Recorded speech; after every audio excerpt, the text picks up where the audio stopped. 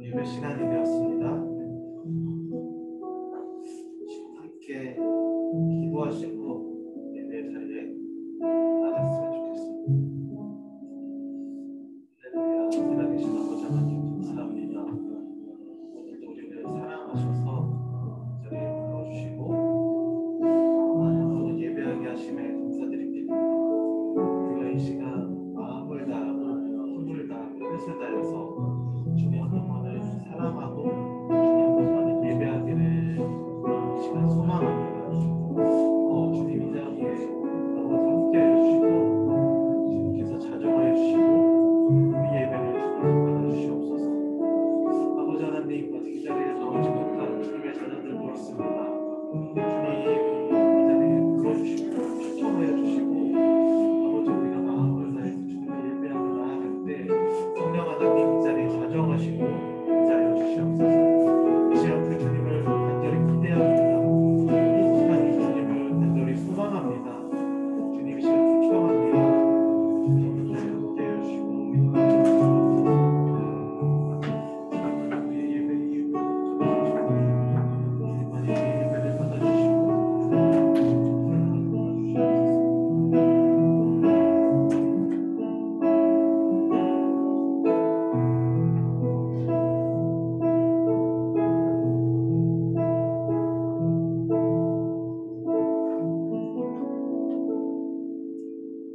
예배로 나아가면서 이렇게 고백하시겠습니다. 기쁨으로 여호와를 섬기며 노래하면서 그의 앞에 나아갈지어다. 아멘. 우리 자리에 일어나셔서 예수 우리 왕이여 일어나시겠습니다.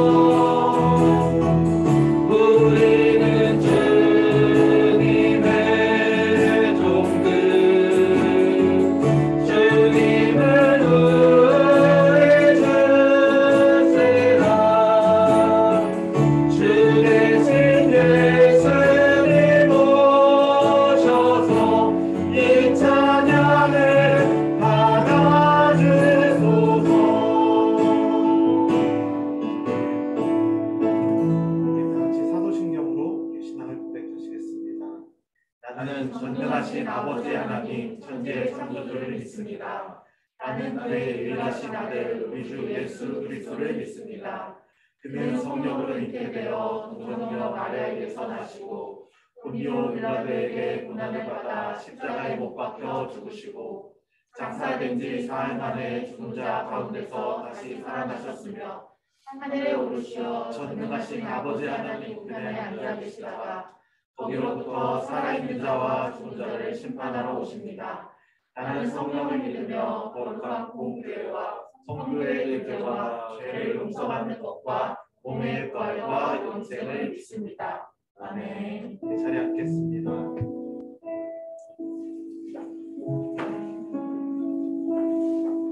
할렐루야. 아멘. 하나님을 예배하기 위해 예배 자리에 나오신 여러분들을 주님의 이름으로 환영하고 축복합니다. 우리 옆 지체들과 이렇게 인사했으면 좋겠습니다. 당신과 함께 예배함이 기쁨입니다. 당신과 함께 예배함이 기쁨입니다. 우리와 함께 예배함이 참으로 기쁨이 됩니다. 우리가 지난주부터 탈 기독교 시대의 전도라는 세계가 지금 함께 모임을 하고 있는데요. 오늘 찬양을 준비하면서 이런 마음을 주셨던 것 같아요. 포스트 모던의 시대를 살면서 우리들이 그동안 신뢰하고 그런 절대적인 기준을 잃어가고 있는 것 같습니다. 그럼에도 시대적인 변화는 진리이시고 절대적인 주님의 음성을 듣지 못하게 하고 따르지 못하게 하는 것 같습니다. 그럼에도 예수님은 여전히 우리의 진리이시고 소망을 다시 생각하고 고백하게 되는 것 같습니다. 이 시간 우리가 이 주님을 함께 좀 찬양하고 참 진리 되신 그 주님을 예배했으면 좋겠습니다. 함께 이 찬양으로 함께 찬양하며 나아가겠습니다.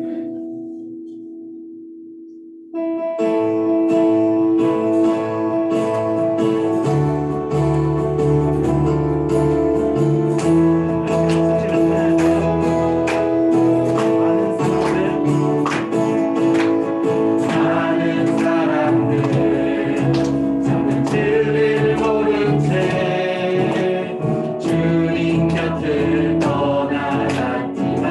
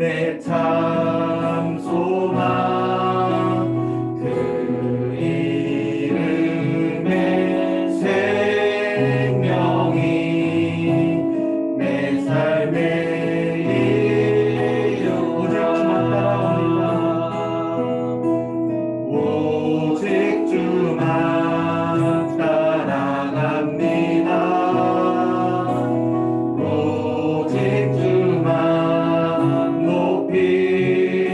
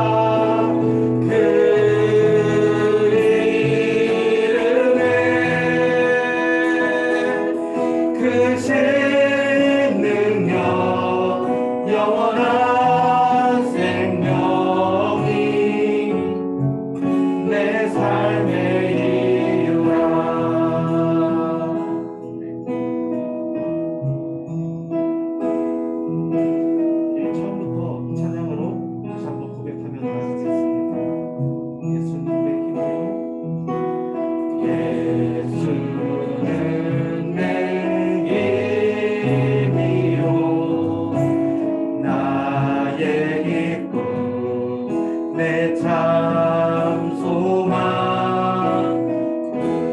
이름의 생명이 내 삶의 이유라. 내가 살아 죽나 내가 사나 죽으나 그 이름을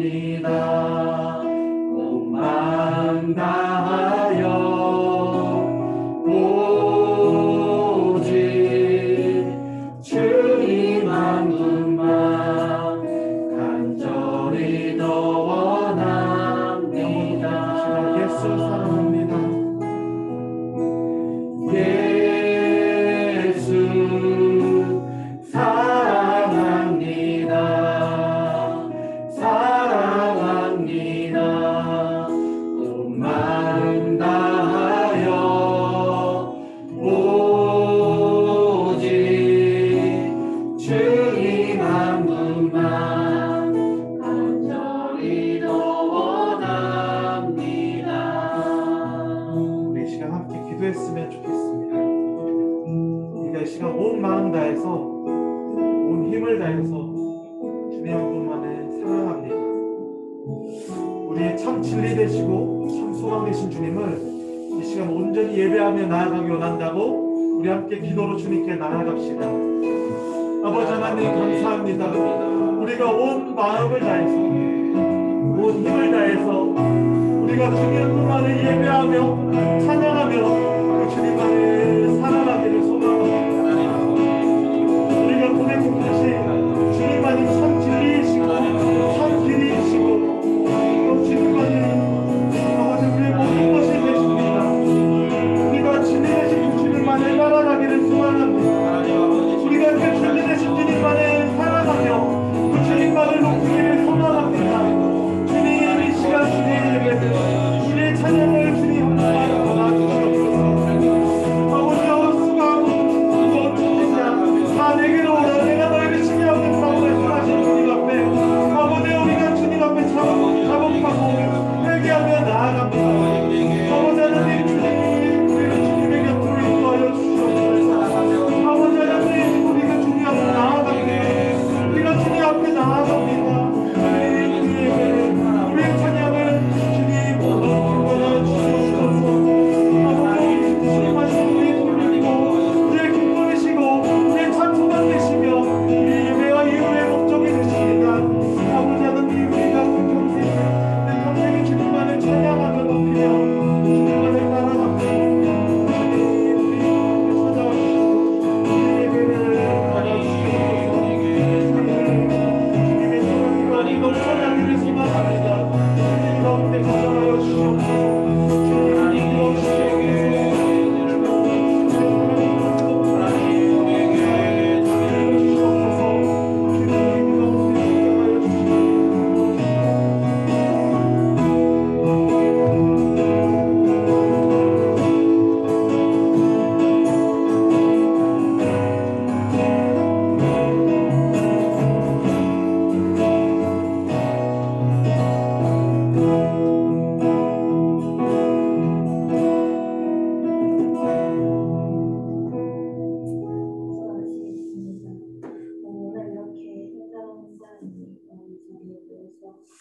예배하고 있으면 감사합니다. 이 시간 저희가 예배 임할 때 그저 그런 예배와 다른 없는 예배라고 생각하기보다 오늘 말씀을 듣고 깊이 묵상하고 또 은혜 받을 수 있는 시간을 되게 해주시고 예배가 마치는 시간까지 한 사람도 빼놓지 않고 집중하고 경청해서 오늘 우리에게 하고자 하시는 말씀이 무엇인지 분명히 알게 하시고 또 그 말씀대로 주의를 하는 마음에서 그 사랑을 해주세요. 이번 주 세상 속에서 살면서 세상과 동화된 채로 싸웠었다면 오늘 말씀을 듣고 나서는 다시 돌이키고 하나님께로 나아가 다시 세상과 구별된 삶을 살아가는 계기가 되게 해주세요. 마지막으로 오늘 큐티 말씀을 빌려서 이번 우리의 소망을 잃지 않고 계속해서 나아가게 해주시지 않는 모든 사람들 되게 해주시고 모이기를 패하는 어떤 사람들의 습관과 같이 하지 말고 적극적으로 권하고 임하면 예수님이 오시는 그날까지 기대하는 마음으로 준비되어지는 저희 모두가 되게 해주세요. 모든 말씀 우리 주 예수 그리스도 이름으로 기도드렸습니다. 아멘. 말씀 듣고 가겠습니다. 요한계시록 1장 7절부터 8절 말씀인데요. 제가 공독하겠습니다. 예수 그리스도의 계시라 이는 하나님이 내게 주사 던지시소 기름 흘릴 때를 교회 종들에게 보이시오고 그 천사를 그중 외워하게 공유하게 하신 것이라. 요한은 하나님의 말씀을 예수 그리스도의 증거로 가르치리라 본 것을 더 증언하였느니라. 이 예언의 말씀을 읽는 자와 듣는 자와 그 가운데에 기록한 것을 지키는 자를 보기는 때가 가까우니라.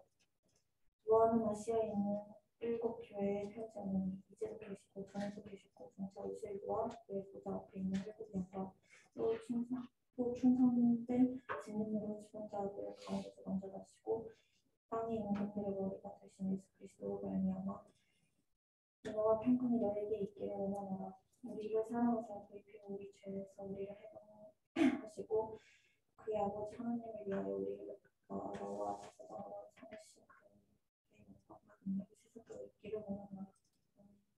볼지어다 그가 눈을 타고 오시리라. 각 사람이 몸이 그를 그리고 그를 실은 자기도 볼 것이며 땅에 있는 모든 족속이 그로 말미암아 욕하리니 그러하리라. 아멘. 주 하나님이 이르시되 나는 알파와 오메가라. 이제도 있고 전에도 있었고 장차 올 자여 분명한 자라 하시더라. 아멘.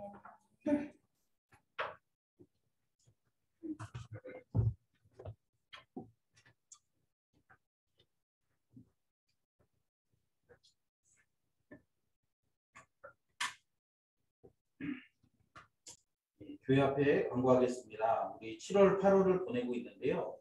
7월, 8월 이 두 달 동안에 우리가 복음에 대해서 이렇게 좀 잘 배우고 이 복음을 우리가 어떻게 증거하는 삶을 살 수 있을지 우리 계속적으로 이제 공부하려고 합니다.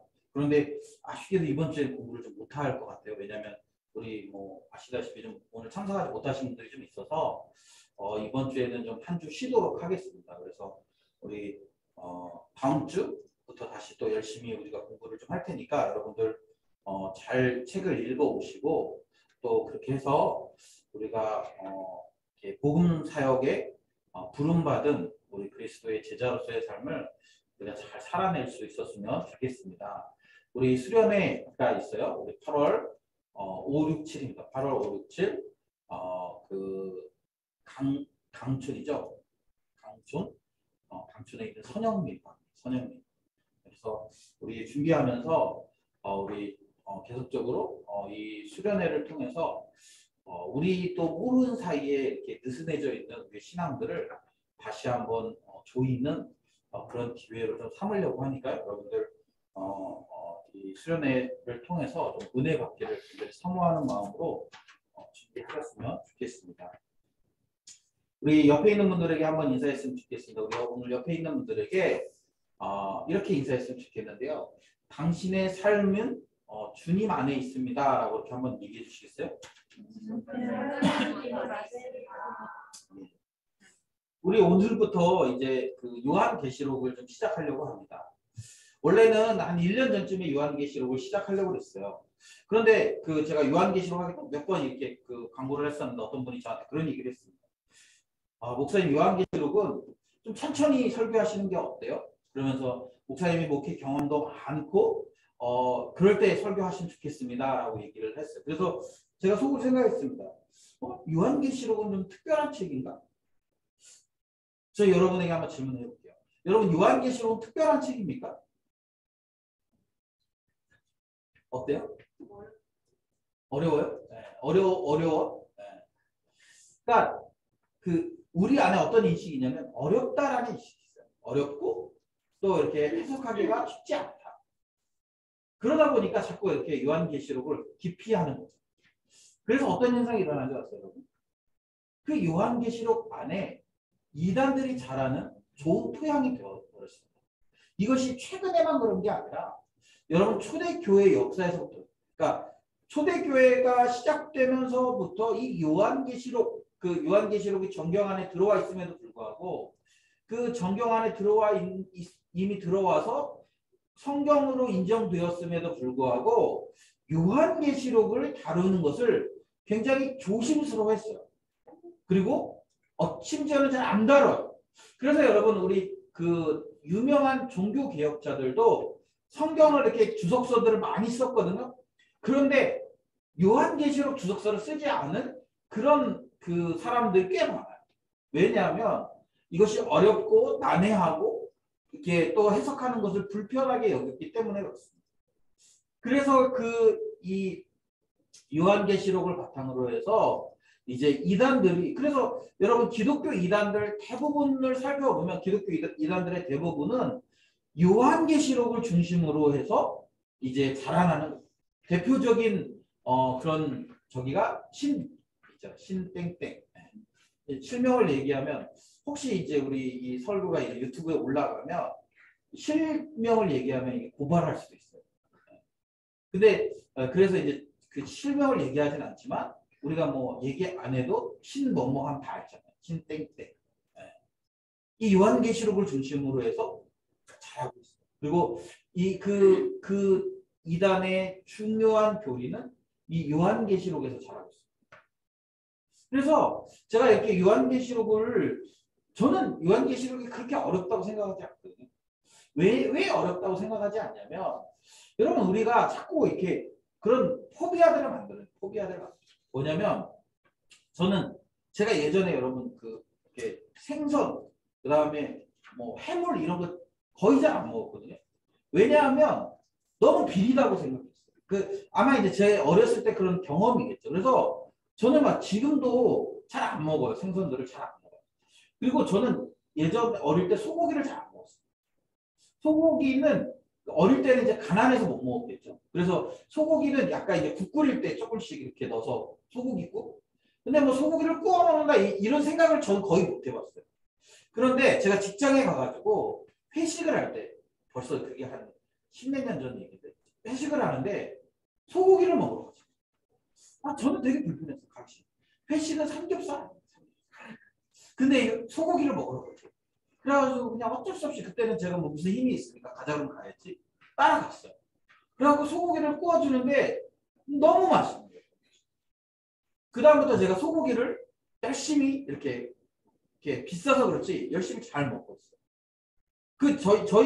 그래서 이제 저희 가정도 이제 주로 이제 뭐 맛있는 거 먹자, 고기 먹자 그러면 삼겹살이었거든요. 예전에 삼겹살. 그런데 이제 어느 날 하루 이제 저희 가족들이 여행을 갔을 때, 캠핑을 갔을 때 제가 소고기를 조금 사갖고 가지고 구워줬어요. 많이는 못 써, 조금 샀는데 그리고 애들도 그렇게 막 즐겨 먹지 않고 막 최고는 삼겹살이야 이러던 때였기 때문에 뭐 굳이 많이 살 이유가 없어요. 사실은 가서 애들 안 먹으면 나 혼자 먹어야지 생각하고 사갖고. 그래서 이제 소고기를 구웠는데 저희 그 둘째 아들이 그 소고기 맛을 알아버렸어요. 그래서 그 다음부터 고기 먹자 그러면 다른 사람들은 아직 삼겹살이 더 좋은데 둘째는 그때 선언했어. 뭐라고? 난 이제부터 소고기만 먹어. 그래서 뭐 우리 고기 먹으러 가자 그러면 아빠 오늘 한우 먹는 거야? 이렇게.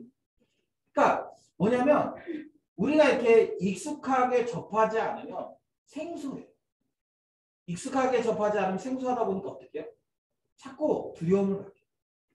여러분 어쩌면 요한계시록이 그런 성경일 수도 있어요. 그래서 여러분 오늘부터 우리가 요한계시록을 이렇게 다룰 건데요. 여러분들이 이 요한계시록을 좀 이렇게 요한계시록에 대한 두려움과 겁만 조금 내려놓으면 이 요한계시록이 우리에게 얘기해 주려고 하는 주된 내용들을 우리가 잘 이해할 수 있습니다. 이 요한계시록은 이제 요한이라는 사람이 썼죠. 그런데 예전에는 이제 사도 요한이 썼다라는 이렇게 생각들이 굉장히 많았어요. 사도 요한이 썼다. 그런데 최근에 나온 학설들에 의하면 사도 요한이 아닌 또 다른 이름의 요한 장로가 썼다라고 이야기합니다. 왜냐하면 사도 요한이 쓴 서신서하고 이 요한계시록의 서신서가 우리가 볼 때는 한글로 번역해놨으니까 뭐 비슷할 수 있지만 그 헬라어 원문에 보면 너무 문체가 다르다. 그래서 이렇게 실제적으로 사도 요한이 썼다기보다는 요한 장로가 썼다 이렇게 요즘에 이제 많이 해석합니다. 그리고 이 편지글이 요한계시록은 편지글입니다. 그러니까 오늘 우리가 읽은 본문에 보면 4절에 보면 요한은 아시아에 있는 7 교회에 편지하노니 이렇게 돼 있습니다. 그러니까 이 내용을 편지글로 썼다라는 거예요. 그리고 아시아에 있는 7 교회는 우리 오늘 읽진 않았지만 11절에 보면 내가 보는 것을 두루마리에 써서 에베소, 서모나, 버가모, 두아디라, 사데, 빌라델비아, 라오디게아 등 7 교회에 보내라 하시기로. 그러니까 쓴 사람은 이제 요한 장로. 그런데 이것을 받는 사람은 소아시아에 있는 7 교회에게 편지를 보냈다. 소아시아의 7 교회. 그러면 이 7 교회만 볼 수 있습니까? 라고 얘기하는데, 그러니까 7 교회. 여러분 이제 우리 요한계시록을 우리가 살펴볼 텐데 요한계시록에 나오는 7이라는 숫자는 완전함을 얘기해요. 완전함. 그러니까 그냥 단순하게 7 교회가 아니라 7 개 유형의 교회들에게 편지를 썼다.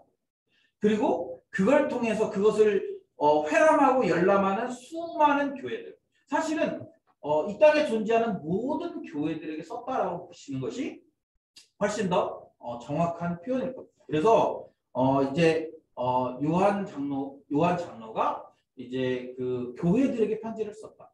그리고 이 편지를 읽으면서 그 교회들이 이 하나님의 계시, 묵시, 오늘 보면 예수 그리스도의 계시라 이렇게 시작하지 않습니까?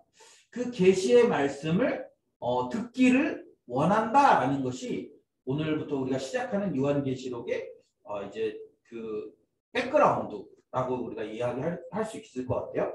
그래서 여러분 이제 요한계시록 1장을 우리가 이제 시작하는데요. 이 요한계시록 1장의 내용을 주된 내용을 보면 뭐냐면 이제 편지 예수 그리스도께서 계시를 통해서 이제 요한에게 알게 하셨고 그것을 그 계시를 보고 들은 것을 이제 편지를 써서 교회들에게 전달하려고 한다라는 거예요.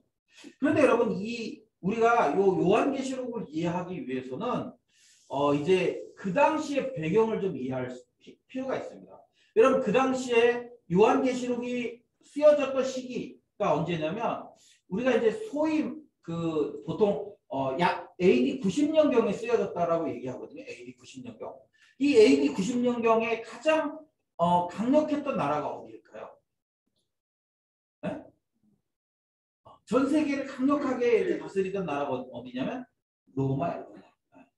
그 제국화했죠. 그래서 이제 로마가 강력한 힘으로 이제 여러 나라들을 다 다스렸어요. 아니, 다 차지했어요.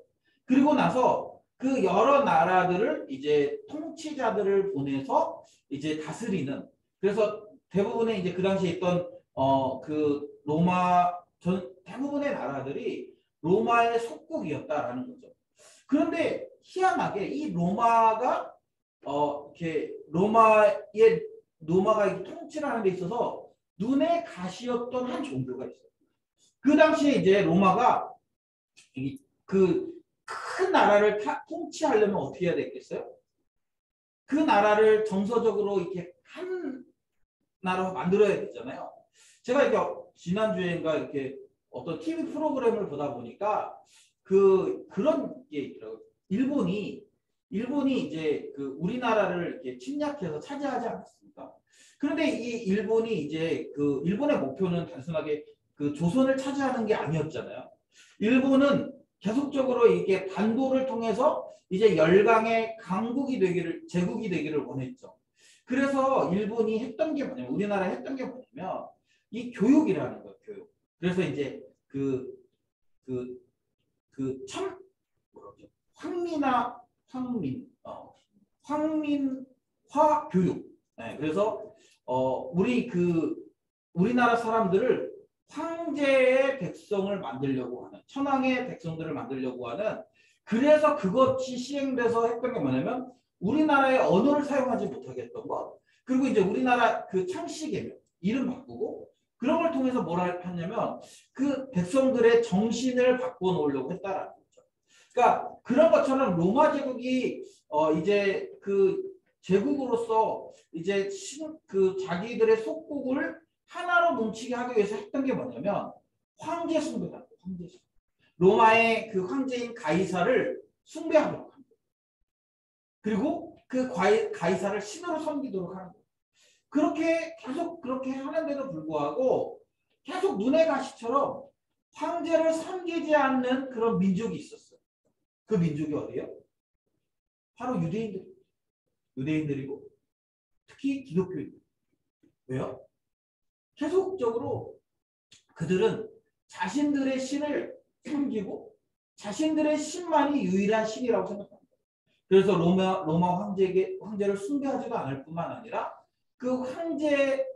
황제가 이제 각 지역의 신을 이렇게 만들어주고 그 신들을 섬기도록 했음에도 불구하고 그 신들을 섬기지 않는 그런 대표적인 민족, 그리고 그런 대표적인 종교가 바로 기독교였다는 거예요. 그래서 그 로마 사람들이 이제 기독교를 박해하기 시작합니다.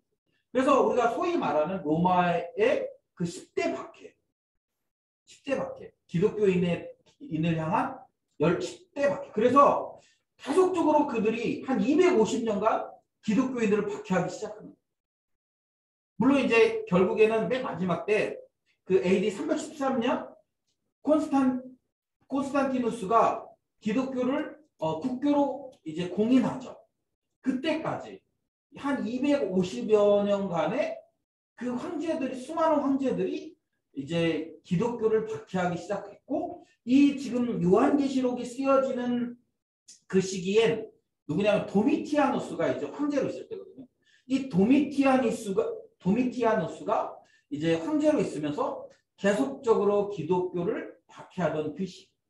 제가 그래서 자료를 찾아보니까 그 도미티아누스가 어떻게 박해했냐라고 할 때 기독교 때문에 이제 다른 모든 신들이 노했다라고 이제 그 얘기하는 거예요. 그러면서 탄압하기 시작했습니다. 그래서 그 비로마적인 종교나 그에 동조하는 것을 반역으로 몰았다라고 얘기해요.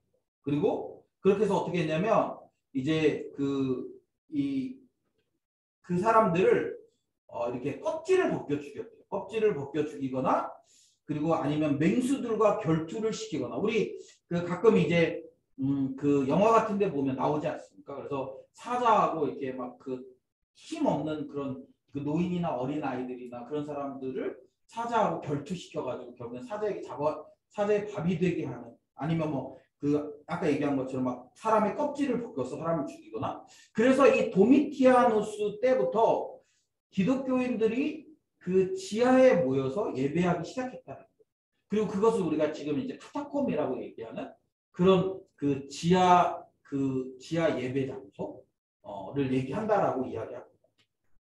그래서 이 지금 편지를 쓰고 있을 때에 이 상태가 언제냐면 그 로마의 그 강력한 박해가 있던 그 시기에.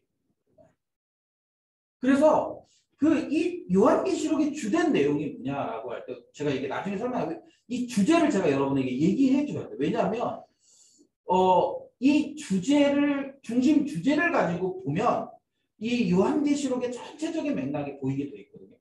그런데 자꾸 우리가 이제 뭐 거기 나오는 어떤 상징적인 표현들, 뭐 아니면 거기에 나오는 뭐 상징적인 숫자들, 이런 것에 우리가 이제 자꾸 매몰돼서 그래서 전체적인 주제를 보지 못합니다. 여러분, 성경을 우리가 해석할 때 이제 뭐가 있냐면 성경은 통일성을 갖고 있다라고 해요. 그래서 성경은 뭐 이게 하나하나가 막 다른 게 아니라 성경 전체가 얘기하려고 하는 중심 주제가 있어요. 그리고 그것이 이렇게 그 성경이 이제 66권으로 되어져 있지만 그 66권의 그 내용들이 이 하나의 주제를 관통하고 있는 거죠. 그래서 여러분, 이 요한계시록의 중심 주제가 뭐냐라고 할 때 그런 박해 가운데, 로마의 그런 아주 이렇게 극심한 박해 가운데서 그리스도인들을 위로하려고 쓰여진 책이요. 다만 그것을 직접적인 표현들을 사용할 수 없어요. 여러분, 우리 그 만해 한용운 씨가 쓴 님의 침묵이라는 시가 있습니다. 그죠? 님은 같습니다. 사랑하는 나의 님은 같습니다. 뭐 그러면서 시가 연결돼요. 그런데 여러분, 우리가 그 국어 시간에 배워서 할 때 이 님이 의미하는 게 몇 가지예요? 세 가지. 아, 예, 좋아요. 네. 세 가지요? 네. 첫 번째는 뭐예요? 네? 그러니까 세 가지가 이게 뭐냐면, 하나는 진짜 사랑하는 연인. 그리고 두 번째는 이게 한용운 씨가 그 스님이었죠, 스님. 그래서 이게 이렇게 자기가 이렇게 믿고 있는 부처님이라는 거예요. 또 하나는 뭐예요? 네? 조국. 그렇지. 왜냐하면 그때 당시에 일제 시대이기 때문에 그것을 이제 자기가 이렇게 내 사랑하는 우리 국가를 잃었으면 이런 식으로 해서 이렇게 시를 쓰면 잡혀가니까 그렇게 하지 않았다라는 거예요. 그래서 어떻게 했대? 시를 통해서 비유나 은유적으로 이 국가를 잃어버린 그 고통과 슬픔을 표현한 것이 님의 침묵이라는 시라는 거죠. 그런 것처럼 여러분, 이 요한계시록이 그런 성격을 갖고 있어요. 지금 그 요한 장로가 이제 그 계속 이렇게 그런 박해로 인하여 기독교를 이렇게 배교하거나 기독교 신앙을 버리는 그런 그리스도인 성도들에게 편지를 쓰는 거예요. 뭐라고 얘기하냐면 끝까지 견뎌라. 끝까지 견디는 자에게 생명의 면류관이 주어진다. 그리고 끝까지 견디는 자에게는 지금 우리가 이렇게 고난당하고 고통당하지만 이 로마의 그런 그 극악무도한 그런 그 핍박과 로마가 계속적으로 황제를 숭배하도록 요구하고 또 그 황제를 숭배하지 않으면 실제적으로 삶을 살아갈 수 없도록 그래서 심지어는 그 지하 감옥에 지하 무덤에 그들이 다 숨어 들어가서 겨우겨우 이렇게 생명만 부지하는 그런 상황 속에 있는 성도들을 위로하고 격려하려고 쓴 거예요. 뭐라고 얘기하냐면 끝까지 우리가 견디면 결국에 승리한다 이것입니다. 그런 내용을 상징과 은유와 비유와 제유와 이런 것들을 통해서 쓴 책이 바로 요한계시록이에요. 그러니까 여러분 중심 주제가 뭐라고요? 박해 가운데서도 끝까지 견디면 우리가 반드시 승리한다. 그리고 끝까지 견딘 자들에게 생명의 면류관이 주어진다.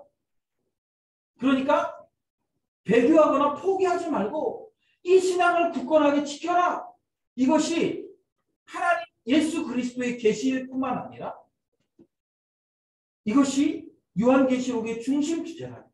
그래서 여러분 우리가 이런 중심 주제를 가지고 요한계시록을 보면 이 책이 막 우리가 생각하는 것처럼 그 기괴하거나 무서운 책이 아니라 우리 믿는 성도들 특별히 이 고난 가운데 특별히 이 세속화라는 고난 가운데 참고 견디며 끝까지 이 신앙을 지키려고 몸부림치는 성도들에게는 위로와 격려의 메시지가 된다는 거예요.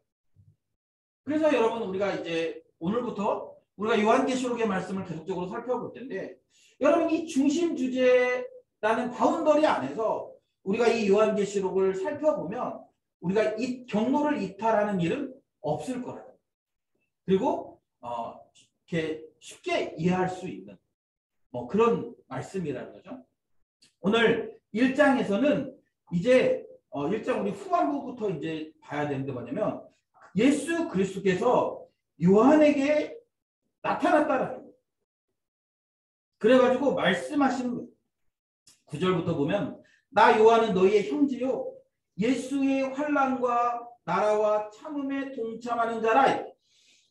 그리고 하나님의 말씀과 예수를 증언하였음으로 말미암아 담모라 하는 섬에 있었다. 우리가 소위 그 요한이 담모섬에 유배되었다 이렇게 얘기하지 않습니까? 왜 유배되었다라는 거예요? 하나님의 말씀과 예수를 증언했기 때문에 유배됐다라는 거예요.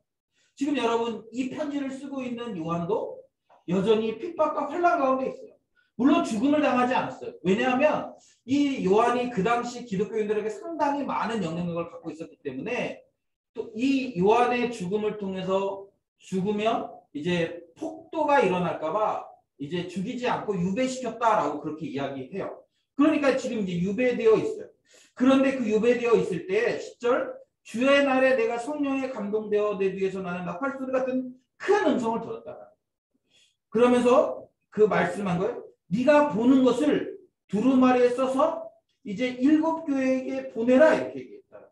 그래서 자신이 그 7교회에게 이제 편지를 쓰는 거죠. 이 편지를 쓰는 거예요.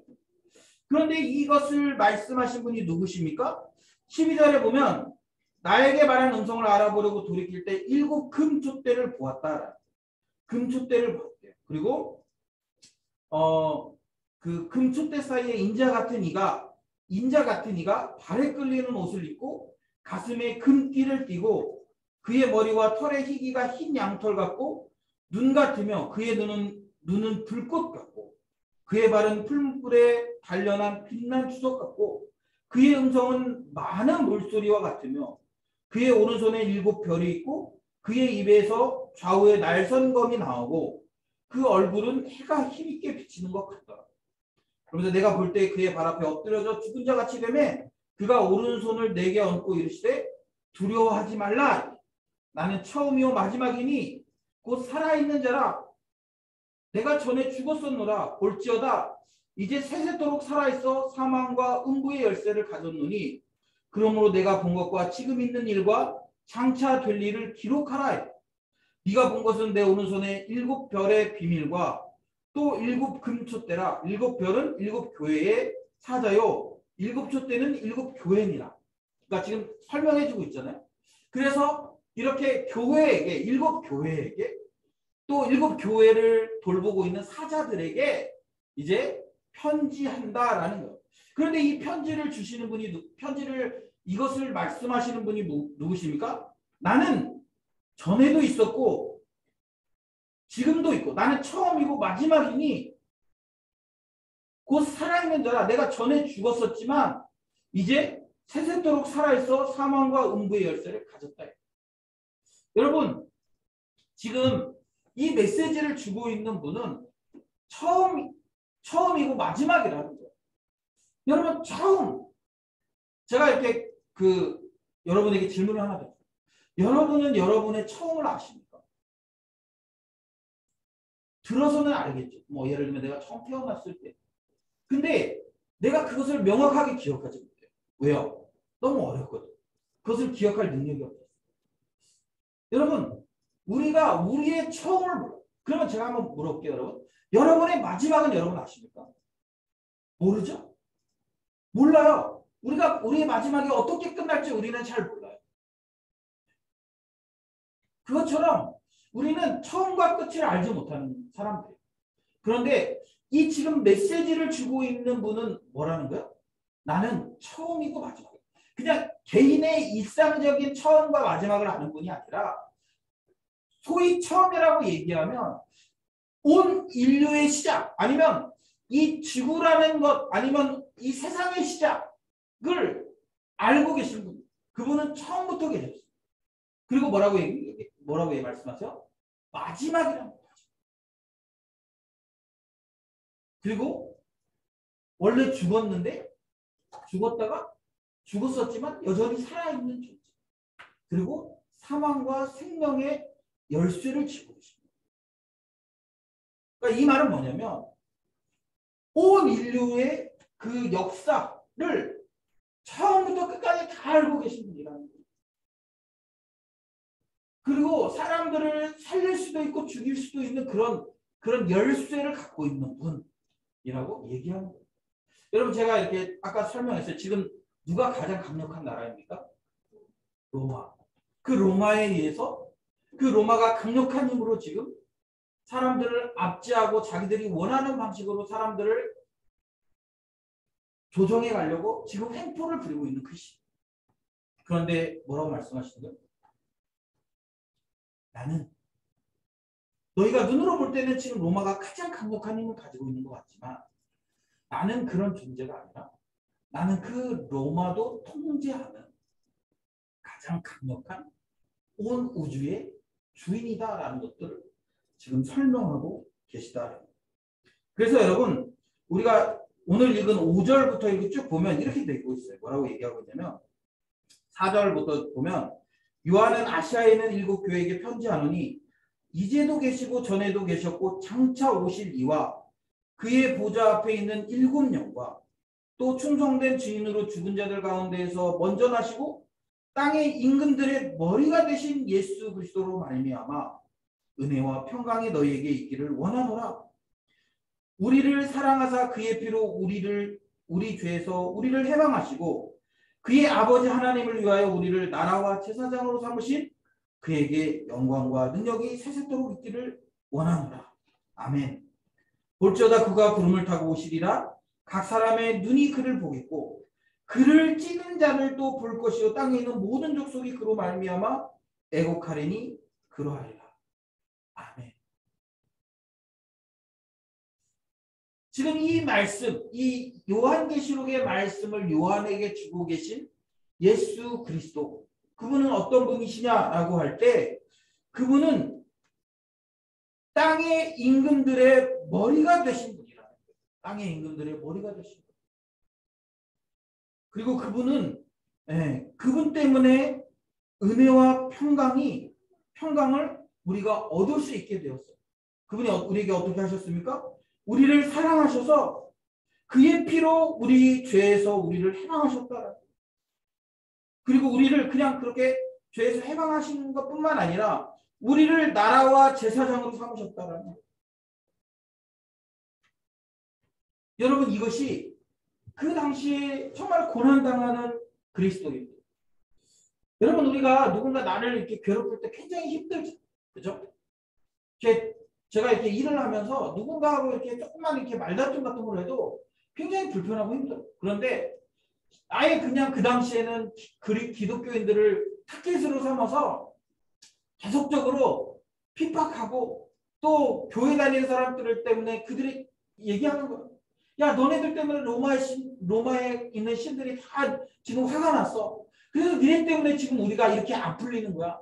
니네 때문에 우리가 이렇게 어렵게 사는 거야 라고 얘기하면서 계속적으로 그리스도인들을 핍박하고, 그러니까 그 얘기를 듣고 있는 그리스도인들은 얼마나 불편하고 힘들겠어. 그리고 심지어는 자기 사랑하는 사람들을 막 이제 죽이고 그 원형 경기장에 사자 풀어놓고 그 사랑하는 사람들이, 그러니까 자고 일어나면 사랑하는 사람들이 이미 죽어있는 그런 현실 속에서 살아가고 있는 거예요.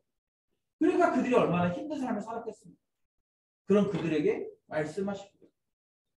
내가 이 온 우주 만물의 주인이다.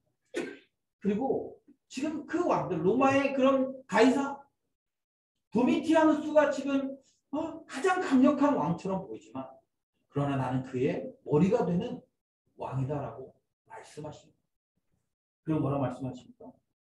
일정 부분 시간이 지나면 내가 이 왕의 나라를 가지고 구름 타고 다시 온다.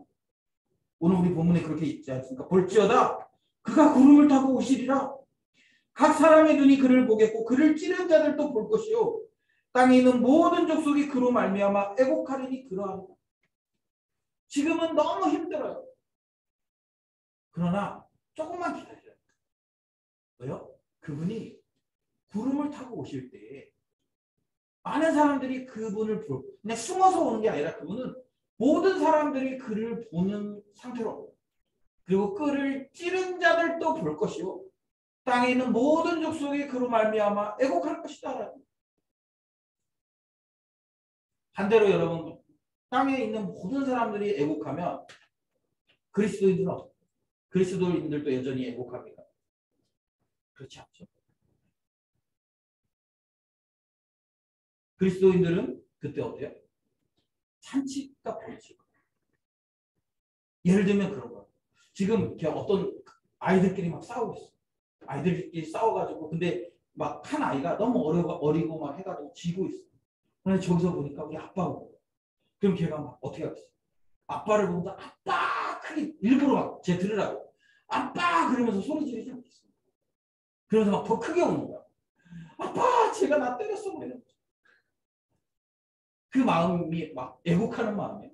아, 이제 너는 죽었다. 우리 아빠 왔으니까 이제 너는 끝났다. 이런 마음 아니겠어요? 여러분, 그런 것처럼 지금 이 편지를 받고 있는 그 당시 고난의 현장에 있는 그리스도인들에게 주님이 뭐라고 말씀하시는 거예요?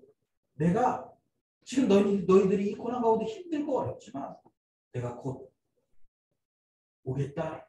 내가 곧 오겠다. 곧 와서 너희들을 위로하고 격려하고 내가 너희들에게 생명의 멜로디를 줄 것이다 라고 말씀하시는 거죠. 사랑하는 성도 여러분, 우리가 이 요한계시록의 말씀이 이 시대를 살아가는 우리에게 어떤 의미입니까? 물론 여러분, 지금 우리가 살아가는 이 시대는 뭐 로마가 강력한 힘을 가지고 우리를 야, 예수님을 너 믿지 마, 예수님을 배교해, 이렇게 얘기는 하지 않아요. 그 어떤 사람들이 우리가 신앙생활하는 것을 막 대놓고 방해하거나 대놓고 우리의 신앙을 박해하지는 않습니다. 그러나 여러분, 우리가 살아가는 이 시대는 이 로마보다 더 강력한 세속화라는 물결이 있어요. 이 세속화가 우리가 예수 그리스도의 제자로 살아가면 계속적으로 손해보는 것 같고 계속적으로 우리가 어렵게 살아갈 수밖에 만드는, 그럴 수밖에 없게 만들어요. 약삭 빠르고 훨씬 그 다른 사람들을 속이려고 적당히 거짓말도 하고 그러면서 살아야 더 많은 유익을 누리면서 사는 세계를 우리가 살고 있어요. 그런 세상 속에서 주님은 우리에게 말씀하십니다. 조금만 더 견뎌. 순수한 신앙을 지키면서 너희들이 그런 신앙을 끝까지 붙들고 조금만 더 견뎌내라고 말씀하십니다. 그러면 내가 곧 너희를 구원하기 위해서 이 땅 가운데 하나님의 나라로 임하겠다고 말씀하십니다. 하나님 나라로 임하셔서 어떻게 하시는 거예요? 우리를 고통 가운데 몰아넣는 이 세속적인 세상을 심판하시겠다. 나는 그럴 능력이 있는 하나님이다. 나는 그런 우주의 주권자다라고 우리에게 말씀하십니다. 사랑하는 성도 여러분, 우리가 하나님의 백성답게 사는 것이 시간이 갈수록 어려워져. 이 세상 그렇게 얘기하지 않습니까? 돈이 많아야 행복해. 너희가 안정적인 직업을 가져야 행복해. 너희가 세상에서 얘기하는 그런 우리 젊은 사람들 막 SNS에 막 이렇게 올리잖아요. 요즘 막 운동하면서 막 다 올리잖아요. 운동하면서 막 이렇게 다 올리잖아요. 그러면서 마치 그렇게 막 그 좋은 근육을 갖고 있어야 마치 우리 인생이 행복한 것처럼, 내가 괜찮은 인생을 사는 것처럼, 아니면 싸이 흠뻑쇼 이런 거 가야 마치 이렇게 시대의 흐름을 잘 쫓아가는 사람인 것처럼 그렇게 얘기하는 이 시대. 우리가 세상에서 요구하는 그런 조건들을 다 갖춰야만 행복하다고 얘기하는 그 시대 가운데, 그 시대 속에서 우리는 어떻게 살아야 되냐면, 그런 것들을 갖추기 위해서 몸부림치는 것이 아니라 하나님이 우리를 이 땅에 보내신 이유와 목적을 찾고 그 이유와 목적에 맞게 살아가기 위해서 끊임없이 몸부림치는 것이 우리의 사명이라는 것이죠. 그런데 사람들은 그렇게 살아가는 우리들을 보면서, 야, 너 왜 그따위로 사니? 너 그렇게 살면 루저 된다. 너 그렇게 살면 행복하지 않아. 야, 어떻게 집도 하나도 없이 그렇게 살려고 하냐? 너 어떻게 그렇게 맨날 월세만 살면서 쫓아다니니? 돈 모아야 돼. 그리고 돈을 얻기 위해서 너 코인도 해야 되고 아니면 주식도 해야 되고 이것저것 해야 돼 라고 얘기하면서 우리로 하여금 이 세속화를 쫓아가도록 끊임없이 우리에게 요구하는 거야. 그런데 여러분, 그걸 쫓아가면 우리가 행복해집니까? 그런 것들을 얻으면 우리가 행복해집니까? 모르겠어요. 그런 걸 얻어서 행복하게 살아가는 사람이 있는지 그건 잘 모르겠는데, 성경은 우리에게 뭐라고 얘기하냐면 그것이 우리를 행복하게 해주는 것이 아니라 그것은 로마의 황제에게 숭배하는 그런 태도라는 거죠. 여러분, 로마가 열강의 제국으로 세계를 지배했습니다. 그런데 여러분, 여전히 로마가 열강의 제국으로 남아있습니까? 아니죠. 그 이후에 끊임없이 계속적으로 힘은 바뀌는, 로마 이후에 또 다른 나라들이 계속적으로 일어나서 세계의 강국으로 계속 그렇게 세계를 지배하고 살아요. 심지어 미국이 지금 전 세계 경찰 국가, 지금은 조금 약화됐지만 그러면서 이렇게 계속 살아냈어요. 절대적인 힘처럼 보이지만 여러분, 그 힘은 어느 순간 사라져 버립니다. 영원할 것 같던 그 로마 제국이 지금은 이태리의 작은 하나의 도시로 그렇게 전락해 버립니다. 여러분, 우리 눈에 보여지는 것, 그것을 얻으면 우리가 행복할 것처럼 느끼지만, 그러나 그런 것들은 어느 순간 연기처럼 사라져요. 그러나 하나님의 나라, 처음부터 있었고 마지막까지 존재하는 그 하나님의 나라는 영원할 것을 우리에게 보여줍니다. 그리고 우리가 그 하나님 나라의 백성 되었기 때문에 하나님께서는 끝까지 그 나라의 백성들을 책임지신다라고 말씀하십니다. 물론 우리가 살아있다는 힘들, 지금 우리에게 일시적으로 고난이 있어요. 일시적으로 고통이 있어요. 그런데 여러분, 이것을 끝까지 참고 견디고 우리의 순수한 신앙을 지켜내면 뭐라고 말씀하십니까? 그런 자들에게 생명의 멸류관을 주시겠다는 겁니다.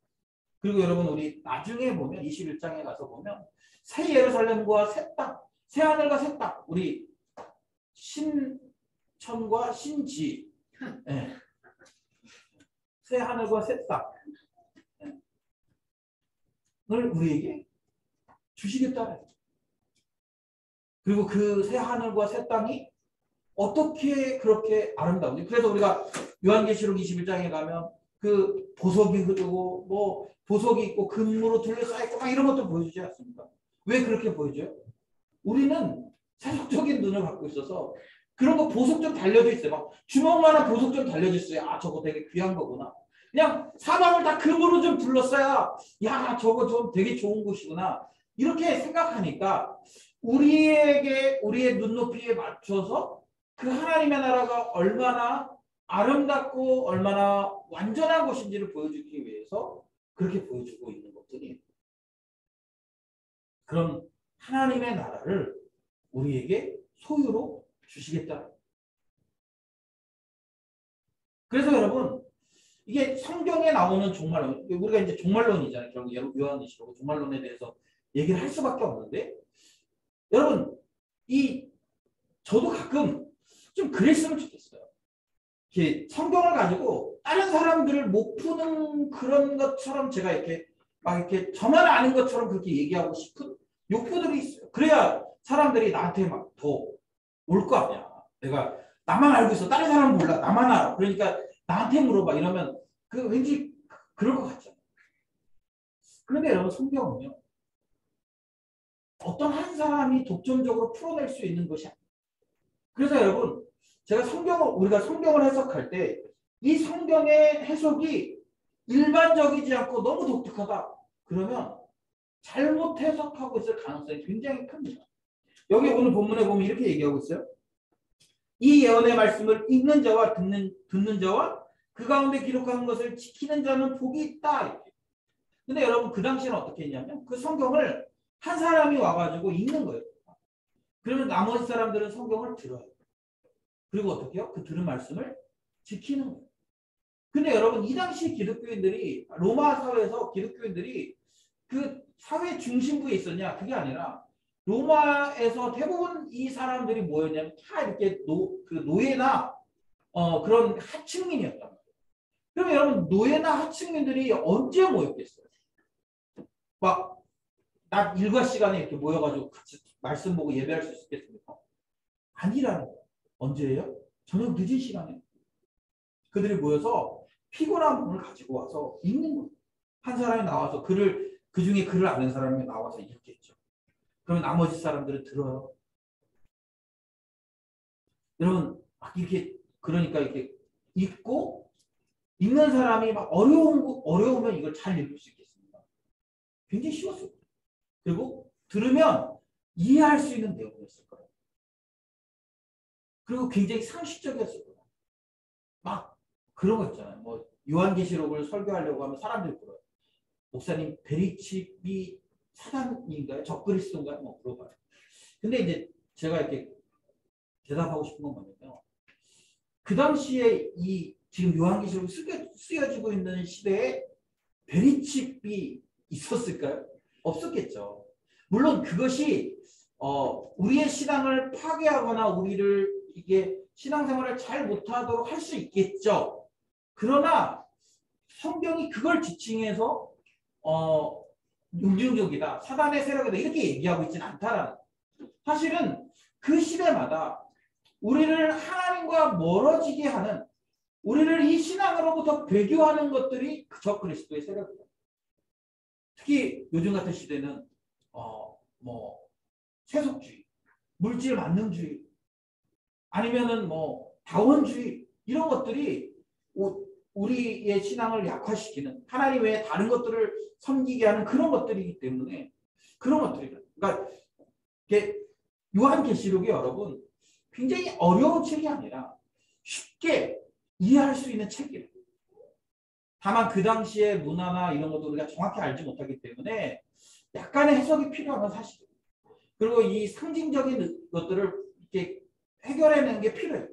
그런데 그런 상징들은 다 어떻게 풀어야 되냐면 성경 안에서 풉니다. 성경 안에서. 성경 밖에 있지 않아요. 성경 안에 있어요.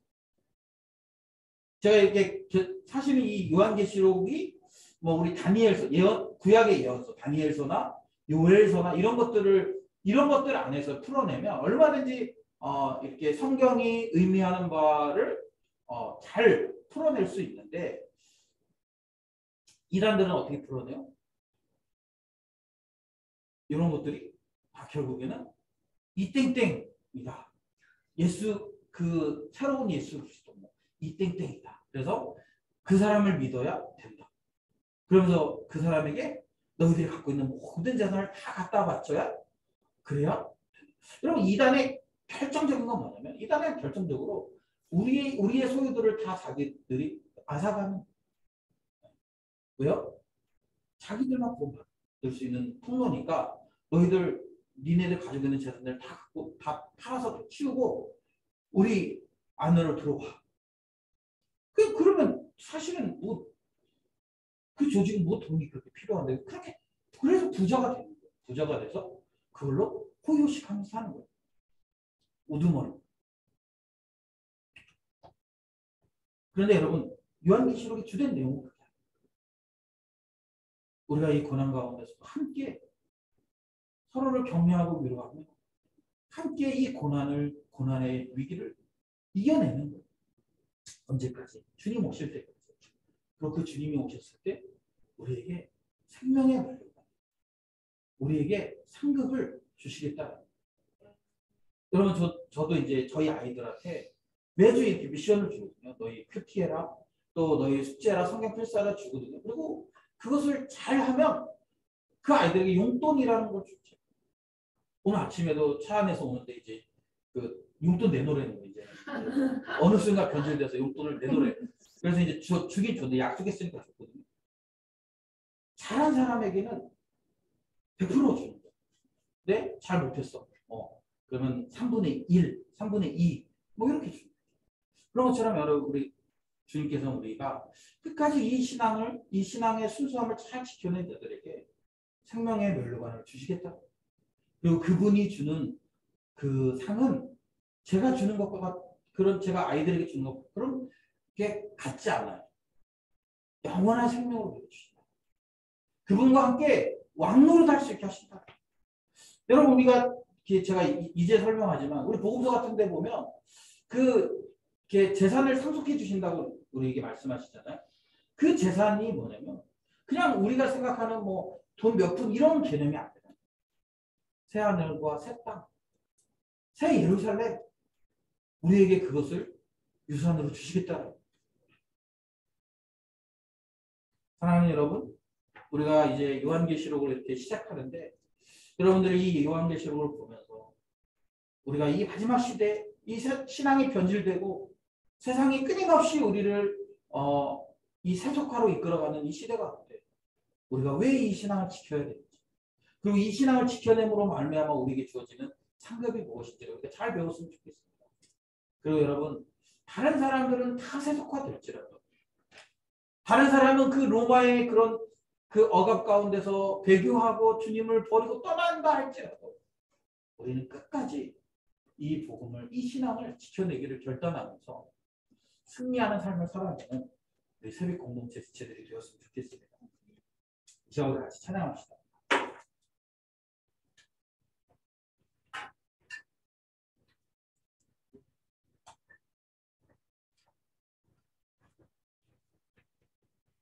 당신은 영광의 왕, 우리를 하나님 나라 백성으로 삼으신 그 하나님을 우리가 찬양했으면 좋겠습니다.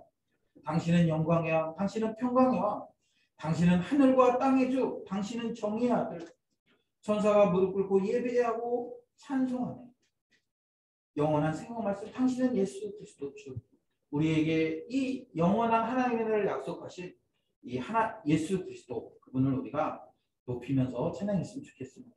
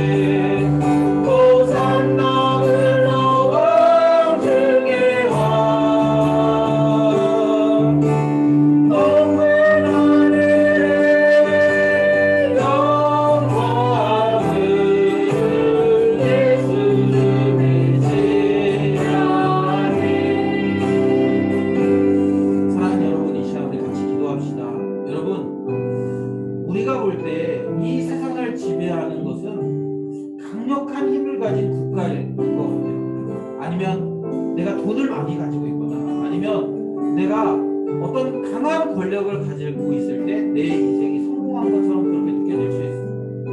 그러나 여러분, 돈과 권력과 힘과 이런 것들은 시간이 지남에 따라 변질되게 되어져 있습니다.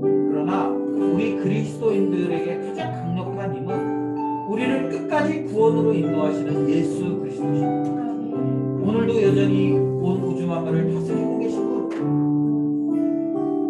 오늘도 여전히 온 그 나라와 권세들의 머리가 되시는 예수 그리스도, 그분이 우리를 아들로 삼아주시고 딸로 삼아주시고 그분이 우리의 삶을 통해 풍성한 열매들을 맺게 하시겠다는, 그리고 그분을 끝까지 찾고 구하는 자들에게 생명의 멸류관을 주시기로 약속하고 계십니다. 이 시간 우리 그 주님을 끝까지 잘 섬길 수 있는 믿음 나가요. 그리고 이 깜깜한 시대 가운데, 이 세속화된 시대 가운데, 그래서 눈에 보이는 것이 가장 강력한 것처럼 느껴지는 이 시대 가운데 우리가 주님이 더 강력한 분이시라는 것을 우리가 느끼고 경험할 수 있도록, 그래서 우리 끝까지 그 주님만 붙들고 승리하는 삶을 살아가는 우리 귀한 신앙인들 되겠다고 이 시간에 같이 한번 오늘 말씀을 생각하면서 우리 같이 기도합시다. 하나님 아버지 감사합니다. 우리에게 귀한 예배 시간들을 주시고 하나님 예배를 통해서 우리가 무엇이 진짜 힘인지 무엇이 진짜 능력인지를 다시 한번 하나님 아버지 깨닫게 해주시니 감사합니다. 하나님 그렇습니다. 우리는 이 땅에서 뭔가를 잘하고 이 땅에서 뭔가를 열심히 하면 우리의 인생이 행복할처럼 그렇게 생각합니다. 그러나 그런 것들은 다 변하는 것들, 그런 것들은 다 쇠퇴하고 어느 순간 사라져버리는 것들을 우리가 깨닫습니다. 하나님 아버지 우리에게 믿음을 더하여 우리 스스로 하나님 아버지 영원하지 않은 것들을 보는 것이 아니라 영원한 것을 바라볼 수 있는 하나님 그런 아버지를 우리 신뢰하셨으면 좋겠습니다. 그리고 그 영원하신 하나님 나라, 하나님의 영광, 그 하나님의 그 놀라운 능력들을 우리가 바라보고 끝까지 우리 신뢰를 지켜낼 수 있도록 하나님 도와주시고 인도하여 주시옵소서. 하나님 아버지 우리 사랑하는 주의 백성들을 기억하시고 하나님 저들이 주님의 나라를 위해서 살아가게 하시고 주님의 영광을 위해 살아가게 하시고 주님의 그 영광의 아름다운 일을 위하여 그리고 온전히 주님을 예배하며 찬양하며 거룩한 백성들이 다 되게 되도록 주님 도와주시옵소서.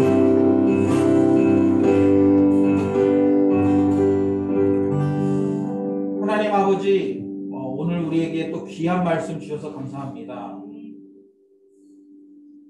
세상 사람들은 또 세상은 그 당시의 권력이 또 그 당시의 돈이 또 그 당시의 강력한 리더십이 마치 세상을 이끌어가고 세상에 성공을 주는 것처럼 그렇게 생각하지만 그래서 끊임없이 그것을 소유하기 위해서 목말라 하고 쫓아가지만 그러나 성경은 그런 것들은 잠깐 있다 사라질 것들이라고 이야기하고 우리에게 영원한 것을 쫓도록 말씀하고 계십니다.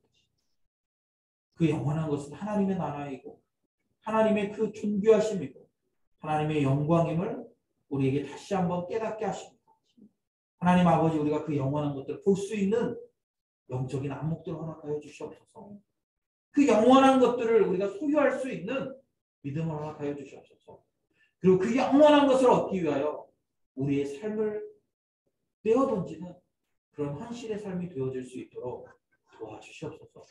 그래서 이 땅에서 잠깐 우리가 힘들고 어려운 고난을 당하지만 이 땅에서는 아무것도 아닌 것처럼 여겨지는 그런 무시와 모멸을 당하지만 그러나 우리가 영원한 하나님 나라에서 얻게 될 그 새하늘과 새 땅, 새 예루살렘, 영원한 상급들을 바라보며 끝까지 우리에게 주신 이 믿음들을 지켜내는 우리 귀한 믿음의 일꾼들이 다 될 수 있도록 주님 도와주시옵소서. 이 요한계시록이 쓰여질 당시의 성도들은 사자의 밥이 되기도 하고